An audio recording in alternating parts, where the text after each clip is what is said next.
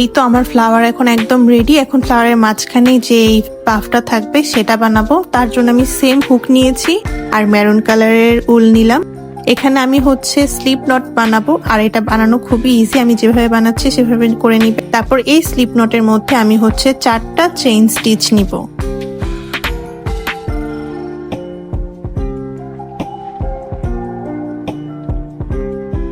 এবার first chain দিয়ে আমি হচ্ছে ইয়ার্ন ওভার করে ইয়ার্নটা বের করে নিয়ে আসবো। আর আমি সেম ভাবে 7টার মতো লুপ নিব। এখানে আমি কোনো লুপ থেকে সুতা বের করব না। 7টা লুপ নেওয়ার পর বা হচ্ছে ইয়ার্নে যতক্ষণ লুপ করা যায় ততক্ষণই করতে হবে।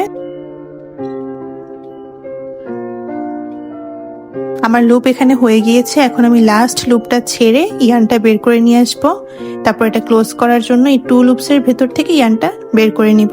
এই তো রেডি। এখন 2টা হচ্ছে চেইন করে নিব এখানে 2 চেইন। তো এই পাফটা এখন রেডি হয়ে গেল।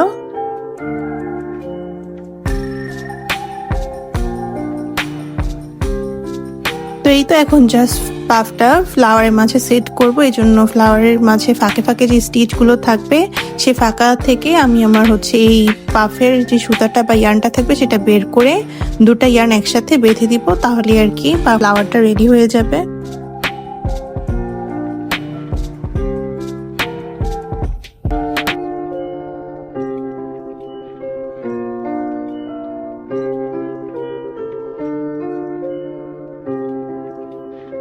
তো এই তো আমার পাফি সানফ্লাওয়ার একদম রেডি। আমি এখানে আরো টোটাল 20টার মতো সানফ্লাওয়ার বানিয়ে নিয়েছিলাম।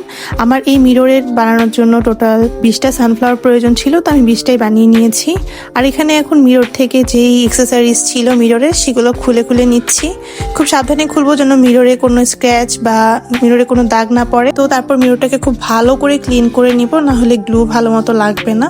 এবার এই ছোট গ্লু গানটা দিয়ে আমি হচ্ছে বাকি যে ফ্লাওয়ারগুলো থাকবে সেই ফ্লাওয়ারগুলো খুব সুন্দর মতো সেট করে নিব।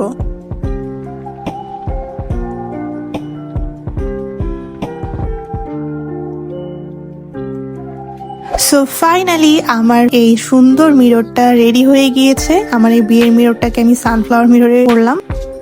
আমি হচ্ছে আমার ক্রোশে পেজের জন্য এই কাজগুলো করে থাকি। এরকম সানফ্লাওয়ার মিরর বা সানফ্লাওয়ার আমি হচ্ছে অর্ডার নিই। তো আপনারা যদি এমন ক্রোশে কাজগুলো অর্ডার করতে চান তো অবশ্যই আমার পেজ সফট নটে যোগাযোগ করবেন, অথবা কেউ যদি শুধু ফ্লাওয়ার গুলোও নিতে চান নিজে বানানোর জন্য তাহলেও অর্ডার করতে পারেন।